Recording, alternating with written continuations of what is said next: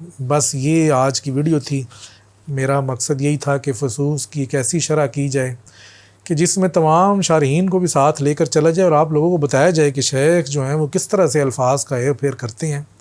और अक्सर मैं कहता हूँ कि कलाम शेख में अल्फाज हिजाब हैं, तो अगर आप हिजाब को पकड़े उसके पीछे भाग पड़ेंगे तो आप कभी भी असल चीज़ तक नहीं पहुँचेंगे। हिजाब, हुजाब, दरबान, आपने अगर बादशाह तक जाना है तो दरबान को छोड़ना है, तो अल्फाज के हिजाबात को छोड़ें, मानी की तरफ आएँ और फिर शेख तक पहुँचने के लिए या शेख की मुराद तक पहुँचने के लिए आपके ऊपर कोई ना कोई राह लाजमी खुलेगी। तो जो भी आपको इस वीडियो से समझ में आया है उसका कमेंट में लाजमी जवाब दीजिएगा।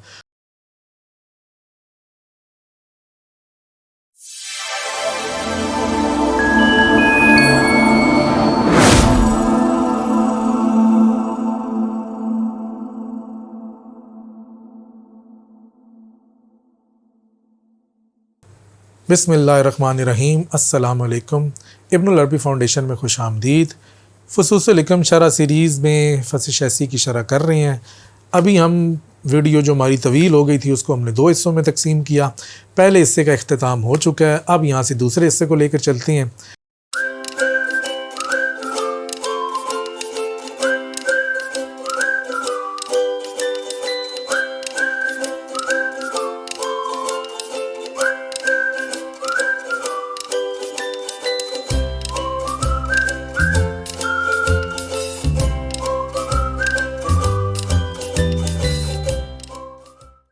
अच्छा, इन्होंने दूसरी असमाई की तजल्ली तो असमा से की, वो तो बात वाज़ेह है। अब शारीन इसलिए भी फंस गए कि अगर वो ज़ात की तजल्ली असमा से करेंगे तो फिर वो असमाई तजल्ली और ज़ाती तजल्ली का फ़र्क किस तरह करेंगे, तो ये फ़र्क भी तो कायम रखना ज़रूरी है।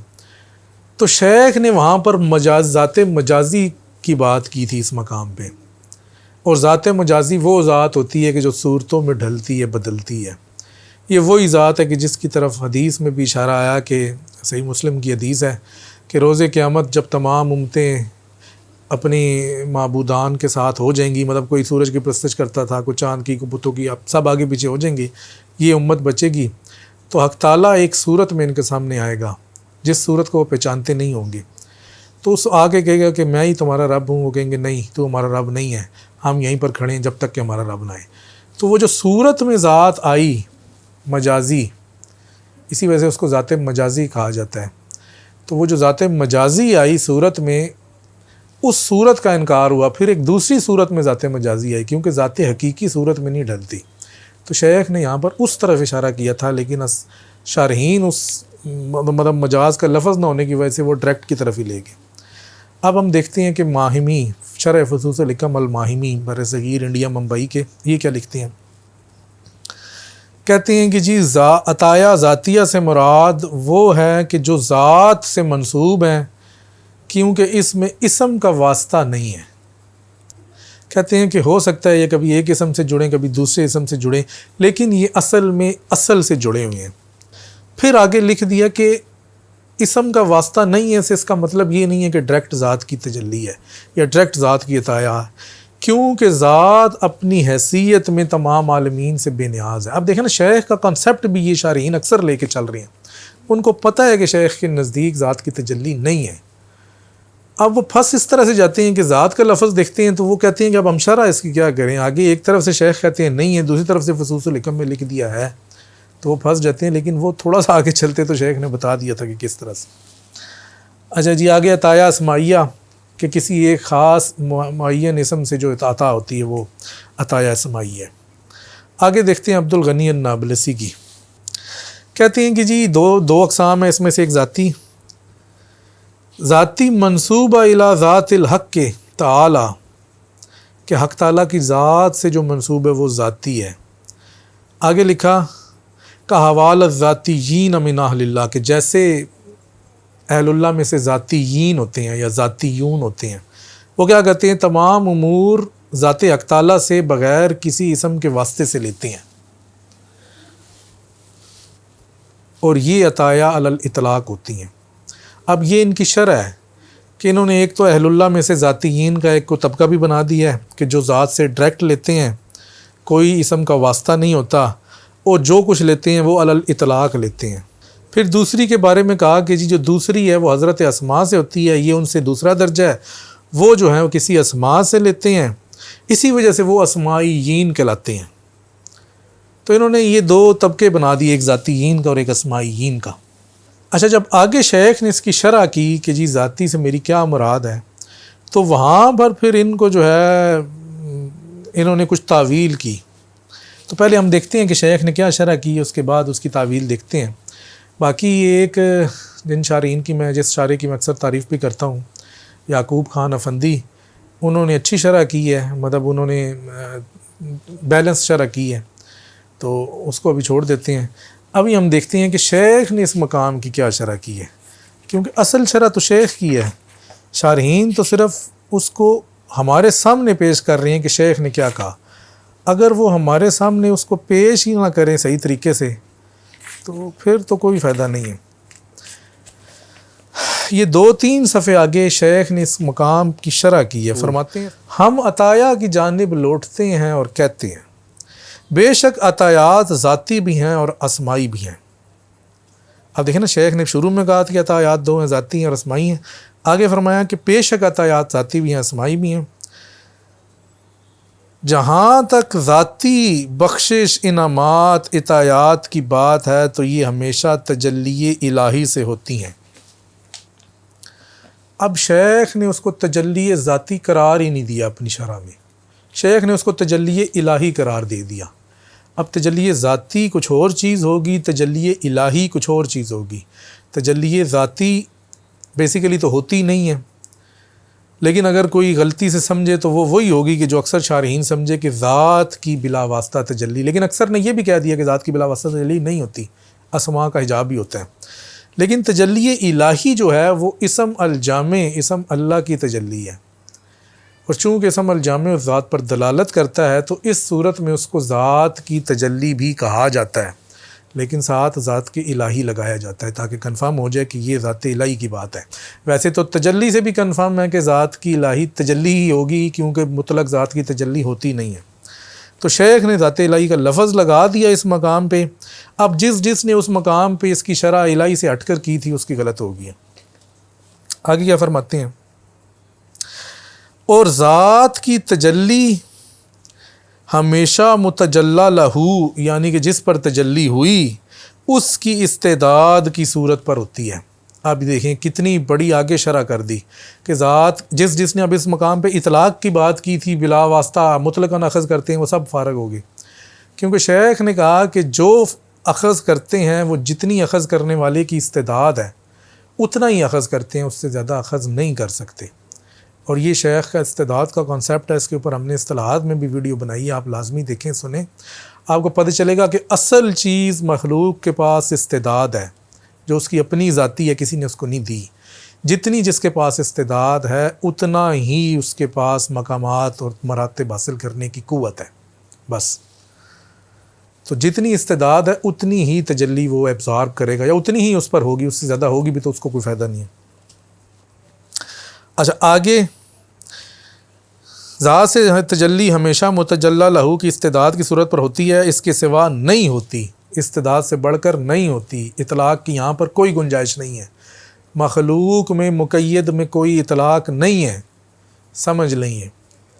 लोग इस सेंस पे बैठे हुए हैं कि जी वो हमें जितना चाहे दे दे, वो उतना ही देगा कि जितनी आपकी इस्तेदाद है। अगर आपकी इस्तेदाद नहीं है तो बस उसकी अता भी नहीं है। इधर से तो हमें यही समझ में आ रहा है। अच्छा, अब आगे शेख ने भी उसकी शरह की है ना, अभी बात ख़त्म नहीं हुई। फ़इज़न अलमुतजल्ला लहू मा रआ सिवा सूरतहू फ़ी मिरातिल हक़, के मुतजल्ला लहू जिसके सामने उसने तजल्ली की, उस बंदे ने क्या देखा, अपनी सूरत हक़ के आईने में देखी। अब यहाँ शेख ने हक़ की तजल्ली को, ज़ाते इलाहिया की तजल्ली को उस शख्स की सूरत क्यों करार दिया?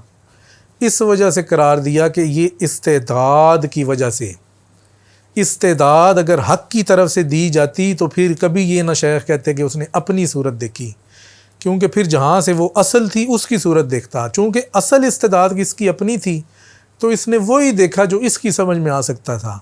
ये इस्तेदाद जो है बेसिकली इसकी कैद है, ये इसको इतलाक़ से रोकती है। तो हर शख्स ने जो भी तजल्ली में हक़ की जो सूरत भी देखी है वो उसने अपनी इस्तिदाद की के हवाले से देखी है। इसकी हम मज़ीद शरह करें तो हम ये भी कहते हैं कि ख्वाब में किसी ने कुछ भी देखा तो उसने अपनी इस्तिदाद के मुताबिक देखा, उसको हक़ ना समझ ले। या कशफ़ में जिसने कुछ भी देखा, या मेराज में जिस तरह शेख बताते हैं कि शेख ने रूहानी मेराज की, अम्बिया से मुलाकात की तो उन्होंने अम्बिया को देखा तो अपनी इस्तिदाद के मुताबिक देखा। ये नहीं है कि हज़रत आदम अलैहिस्सलाम, हज़रत इब्राहीम अलैहिस्सलाम, मूसा अलैहिस्सलाम उनके सामने आ गए। जितनी उनकी इस्तेदाद थी आदम को समझने की, उतनी इस्तेदाद में वो सूरत उनके सामने आ गई। आदम उनसे बढ़कर है, मूसा, बाकी अम्बिया तमाम, हक़ ताला भी मावरा है। तो कोई भी शख्स जब इन मकामात में तसव्वुफ़ में देखता है तो वो इतलाअत मुतलकन बात नहीं करता, बेसिकली अपनी बात कर रहा होता है। इसी वजह से तसव्वुफ़ को एक दाखिली तजर्बा कहा जाता है। अच्छा जी, आगे। चनाचे मुतजल्ला लहू ने आईना हक़ में अपनी सूरत कोई देखा और हक़ को ना देखा, और ऐसा मुमकिन भी नहीं कि उसे देख ले। अब देखें शायद किस तरह से इतनी बारीकी में, इतना ब्लैक एंड वाइट में बता रहे हैं कि तूने ये देखा है, तूने ये नहीं देखा, तूने ख़ुद को देखा है, तूने हक़ को नहीं देखा। जो तूने ख़ुद को देखा है, तूने अपनी कैद, अपनी इस्तेदाद ही देखी है, और हक़ को ना तू देख सकता है, ना तेरे अंदर वो सलाहियत है। कहती हैं कि ये मुमकिन ही नहीं कि वो उसे देख ले, लेकिन वो ये भी जानता है कि उसने आईना हक़ में ये अपनी सूरत देखी। तो चूँकि आईना हक़ में देखी है तो यही उसकी मेराज है कि उसने आईना हक़ में मन अरफ़ा नफ्स व अरफ़ा रब्बहू के तहत जो नहीं है वो एक मैचिंग कर ली। उसको पता चल गया अच्छा कि आईना हक़ में मैं ये हूँ, ये मेरी हकीकत है, इससे मावरा नहीं हूँ, इससे अलग नहीं हूँ, इससे जुदा नहीं हूँ। बस जब उसने ये चीज़ देख ली तो समझ ले कि उसने अपनी मेराज कर ली। फिर आगे शेख ने एक मिसाल से ये बात समझाई है, और वो मिसाल समझना इसी मकाम पे ज़रूरी है ताकि आपको ये तजल्ली का कॉन्सेप्ट इधर क्लियर हो जाए। क्या फरमाते हैं, जैसा कि मुशाहिदे में आईने को देखना, जब तू इसमें सूरतें देखता है तो आईने को नहीं देखता। शीशा सामने रखें अपने और उस शीशे को देखें, उसमें क्या नज़र आ रहा है। शीशे में आपको अपनी सूरत नज़र आ रही होगी, या जो आपके इर्द गिर्द चीज़ें हैं मुनक्कस होकर दोबारा अंदर से वही नज़र आ रही होंगी, लेकिन शीशा नज़र नहीं आ रहा होगा। शीशे में सब मुराद है उसका वो मादा, या उसका वो जो ग्लास कह लें या जो भी कह लें, उसके ऊपर एक लेयर है जो चीज़ों को रिफ्लेक्ट कर रही है। वो लेयर उस शीशे के ऊपर हिजाब है। तो आपको शीशे के अंदर की सूरतें शीशे के सामने से नज़र आ रही हैं, लेकिन शीशा नज़र नहीं आ रहा। हाँ, पीछे से देखें तो शायद आपको नज़र आ जाए, लेकिन सामने से नज़र नहीं आ रहा। आगे क्या है, जैसा कि मुशाहिदे में आईने को देखना, जब तू इसमें सूरतें देखता है तो आईने को नहीं देखता, हालांकि तू जानता है कि तूने ये सूरतें या अपनी सूरत इसी आईने में देखी। तुझे पता है ये आईना है, लेकिन तू आईने को नहीं देख रहा। अल्लाह ताला ने आईने की ये मिसाल अपनी ज़ाती तजल्ली के लिए ज़ाहिर की। ज़ाती तजल्ली से मुराद वही तजल्ली है जो ज़ात मजाजी की तजल्ली है या ज़ात इलाहिया की तजल्ली है, इसको दूसरी ना समझ लेना। ताकि जिस पर तजल्ली हुई वो जान ले कि उसने हक़ ताला को नहीं देखा। रोयत और तजल्ली की इससे बेहतर और करीब तक मिसाल नहीं दी जा सकती। अब जब तू आईने में कोई सूरत देख तो अपना पूरा ज़ोर लगाकर आईने को देखने की कोशिश कर, कि सामने खड़ा हो जा और अब देख के तूने सूरतें नहीं देखनी जो उसके अंदर मुनक्किस हो रही है, बल्कि आईने की ज़ात को देखना है। तू उसे कभी नहीं देख पाएगा। हत्ता कि जब कुछ लोगों ने आईने में सूरतें देखते वक्त ये इदराक पाया तो उन्होंने ये मज़हब इख्तियार किया कि ये देखी जाने वाली सूरतें आँख और आईने के माबैन हाइल हो जाती हैं, यानी कि वो एक हिजाब बन जाती हैं कि आईना बंदा नहीं देख सकता, इन सूरतों पर ही गुजारा करना पड़ता है। तो हक़ ताला की तजल्ली भी ऐसी है कि जब होती है तो इस्तेदाद के मुताबिक होती है, यानी कि वो तजल्ली हक़ की तरफ से एक ऐसा हिजाब होती है कि आप हक़ को नहीं देख रहे होते, अपनी सूरत को ही देख रहे होते हैं, अपनी इस्तेदाद को ही देख रहे होते हैं, अपनी कैद को ही देख रहे होते हैं। फरमाते हैं ये वो आखिरी हद है जहाँ तक इल्म जा सकता है, और ये मामला वैसे ही है जैसा हमने कहा और इख्तियार किया, और हमने फतुहत मक्किया में ये सब वाज़ेह किया है। अब शेख ने मखलूक की इस्तेदाद को आखिरी हद करार दे दिया कि इससे ज़्यादा बढ़ के कोई भी शख्स इदराक नहीं कर सकता। ये मिसाल आखिरी हद नहीं है, ये तो एक समझाने की बात थी ना। असल चीज़ जो मखलूक में है वो उसकी इस्तेदाद है, वो ही उसकी हद है कि कोई भी अपनी हद से नहीं बढ़ सकता। तो हर चीज़ कैद में है, हक़ ताला कैद से मावरा है, वो इतलाक़ में है। तो इस सेंस में ये जो है ना तमाम कहते हैं कि हर एक चीज़ को उसकी हद के अंदर शेख ने कायम कर दिया, रख दिया। तो यहाँ पर हमें ये भी पता चल गया कि शेख ने जो पहले जुमले में लफ्ज़ इस्तेमाल किया उसको वाज़ेह न किया तो शारहीन किस तरह आगे पीछे हो गए। कुछ शारहीन ने शेख की मुराद को आगे से मैच कर लिया, कुछ शारहीन ने शेख की जनरल मुराद को मैच कर लिया और एक ठीक बात कर दी। कुछ शारहीन जो हैं वो आगे पीछे रह गए और वो उसकी शेख की मुराद को ना समझ सके। तो बस ये आज की वीडियो थी। मेरा मकसद यही था कि फसूस की एक ऐसी शरह की जाए कि जिसमें तमाम शारहीन को भी साथ लेकर चला जाए और आप लोगों को बताया जाए कि शेख जो हैं वो किस तरह से अल्फाज का हेर फेर करते हैं। और अक्सर मैं कहता हूँ कि कलाम शेख में अल्फाज हिजाब हैं, तो अगर आप हिजाब को पकड़ के उसके पीछे भाग पड़ेंगे तो आप कभी भी असल चीज़ तक नहीं पहुँचेंगे। हिजाब, हुजाब, दरबान, आपने अगर बादशाह तक जाना है तो दरबान को छोड़ना है। तो अल्फाज के हिजाबात को छोड़ें, मानी की तरफ आएँ और फिर शेख तक पहुँचने के लिए या शेख की मुराद तक पहुँचने के लिए आपके ऊपर कोई ना कोई राह लाजमी खुलेगी। तो जो भी आपको इस वीडियो से समझ में आया है उसका कमेंट में लाजमी जवाब दीजिएगा। फसूस की ये शरह बेहतरीन है, हम सोच रहे हैं इसको किताबी शक्ल में भी लेकर आएँ और ये वीडियो में जो चीज़ें बयान हो रही हैं वो, और बाद में कुछ चीज़ें जो नहीं हैं वो उसको किताबों से ऐड करके फसूस की एक बेहतरीन शरह किताबी शक्ल में भी लेकर आएँ। तो इस सिलसिले में हमें आपके ताउन की भी ज़रूरत है। कमेंट करें और बताएं कि आज की वीडियो में आपको क्या समझ में आया, और अगर आपका कोई कॉन्सेप्ट क्लियर हुआ तो वो भी बताइएगा। नेक्स्ट वीडियो में दोबारा आपके सामने हाज़िर होते हैं। उस वक्त तक के लिए आपसे इजाज़त चाहते हैं। अस्सलामु अलैकुम व रहमतुल्लाहि व बरकातुहू।